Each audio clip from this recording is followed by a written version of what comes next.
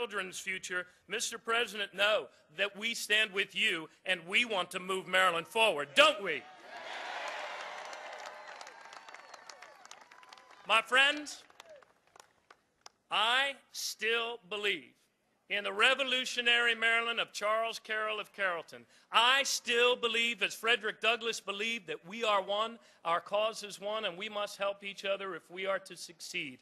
I still believe in the Republic of Lincoln and the community of Roosevelt, and I believe that our best days are still ahead of us if only Maryland will step up, stand with our president, and lead the way, because they can take back New Jersey, they can take back Virginia, but they can't take back Maryland, because Maryland moves forward. And so, it is my great honor to present to you the President of the United States of America, Barack Obama.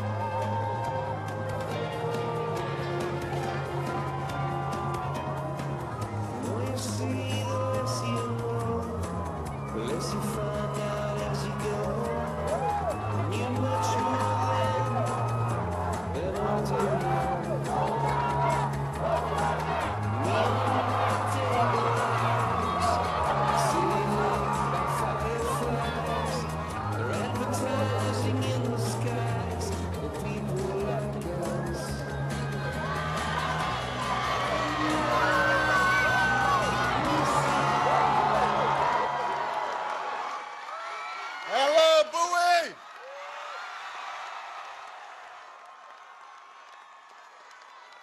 Oh, it is good to see y'all.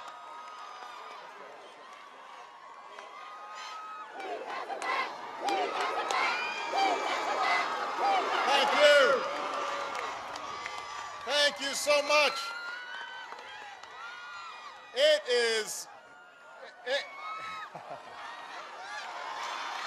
Thank you. Thank you. Thank you, PSU. Thank you. Thank you so much. It's good to be back in Maryland. It is an honor to be standing here with one of the best governors in the United States of America, Martin O'Malley. It's great to be with someone who's always had my back, your Congressman and our Majority Leader, Steny Hoyer, in the House. I'm proud to be here with your outstanding senators, Barbara Mikulski and Ben Cardin, some of your outstanding congressmen, Chris Van Hollen and Elijah Cummings and Donna Edwards and John Sarbanes. I'm proud to be here with Lieutenant Governor Anthony Brown. Anthony and I went to law school together. He looks younger than me, though. Doesn't have as much gray hair. And I want to thank President of Bowie State, Mickey Burnham. Thank you so much for your hospitality. Now, let me say up front a few words about Martin. Here's a man who made tough choices in tough times to move Maryland forward.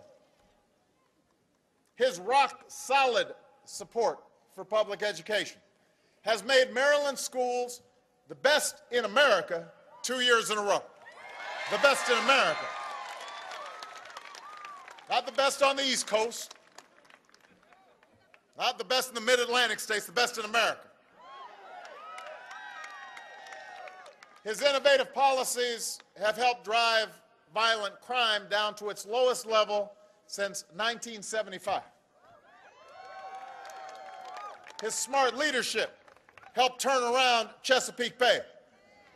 And thanks to decisions that he made along with my good friend Tim Kaine in Virginia, the blue crab population's up 60% over last year.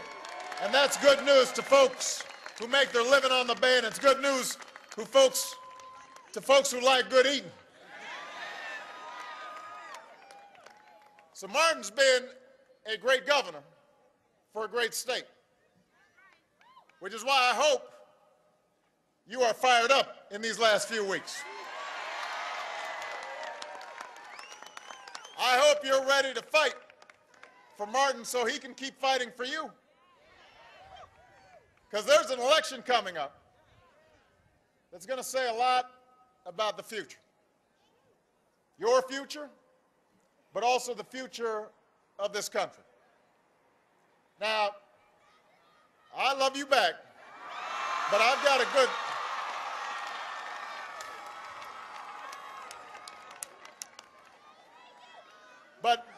But I want to talk about this election now.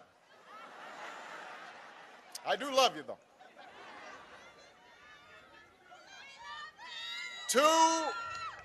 Two years ago, you defied the conventional wisdom in Washington. You remember?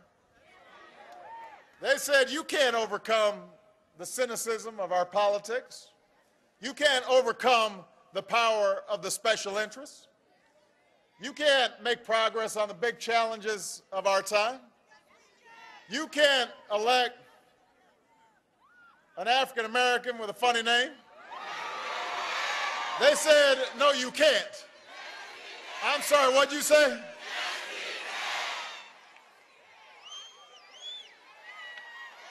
You said, yes, we can.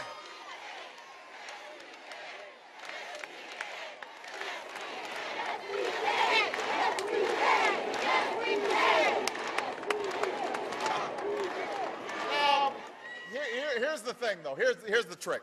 Because I know everybody here remembers the inauguration, and even though it was cold, everybody was having a great time. And Beyonce was singing, and Bono, and everybody thought, you know, this is great.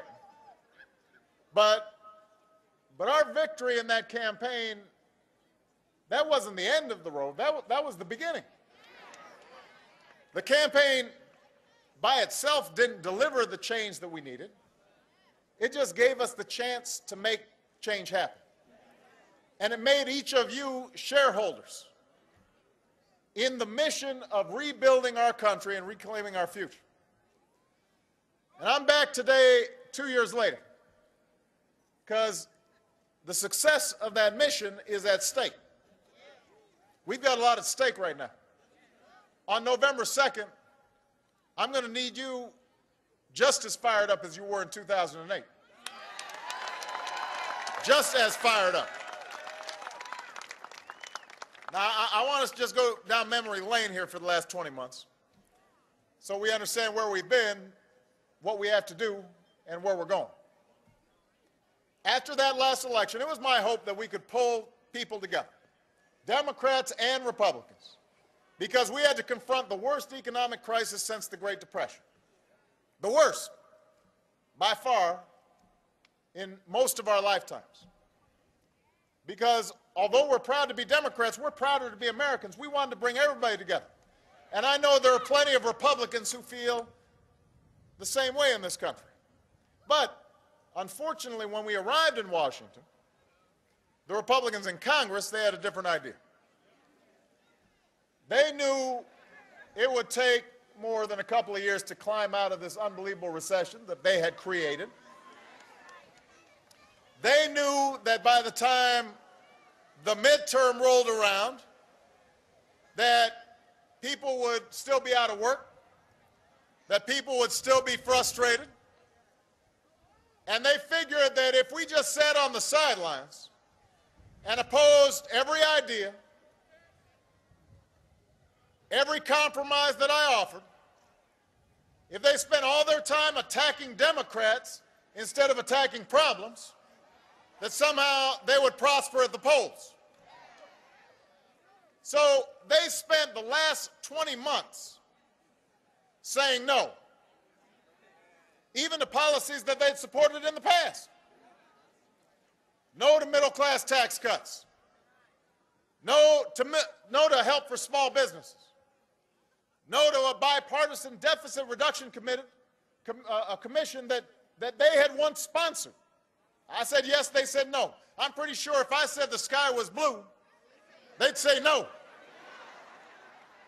If I said there's fish in the sea, they'd say no. See, their calculation was, if Obama fails, then we win.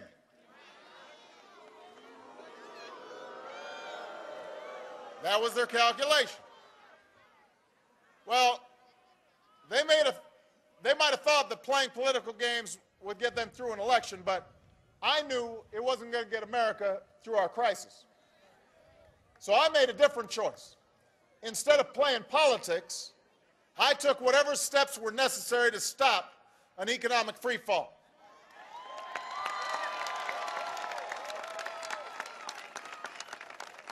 I did what we needed to do, even if it wasn't popular, even if it wasn't easy, because y'all did not elect me to do what was easy. You didn't elect me to spend all day looking at the polls and figure out how to keep me in office. You elected me to do what was right. That's why you elected me, to do what's right.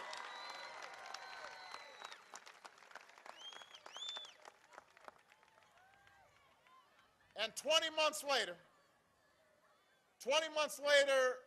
we no longer face the possibility of a second depression. Our economy is growing again. Private sector jobs have grown 8 months in a row. Thanks to Martin O'Malley's leadership, Maryland has gained over 33,000 jobs since January, the best start of a year since 2000, which, by the way, was the last time Democrats were in charge.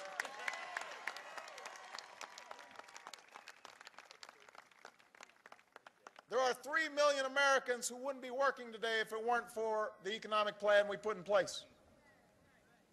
But the truth is, we've still got a long way to go. We all know that. The hole we were in was so deep. There are still millions of Americans without work. There are still millions of families who can barely pay the bills or make a mortgage. Middle-class families who were struggling even before the crisis hit, and now they're just treading water. So, of course, people are frustrated. People are impatient with the pace of change. They want things to move a little quicker. I understand that. I'm impatient too. But the other side, they don't have an answer. All they've decided to do is to ride that frustration and that anger all the way to the ballot box. And right now you've got pundits who are saying, well, the other party supporters are more excited. They're saying they're going to turn out at higher levels. They say that all of you who worked so hard in 2008, you might not be as pumped up, might not be as energized. You might not care as much. That you might be willing to let the other folks who left the economy in a shambles go back to Washington and go back to Annapolis. Well, Maryland, I think the pundits are wrong. But it's up to you to prove them wrong. Don't make me look bad now. I mean, I'm betting on you, not on them. But it's up to you to defy the conventional wisdom. It's up to you to show the pundits that you care too much to let this country fall backwards. You want it to keep moving forward, that you're ready to fight for our future. So make no mistake, this election is a choice. And that choice could not be clearer. I mean, think about it. This is not as if candidates in the other party were offering new ideas. They didn't go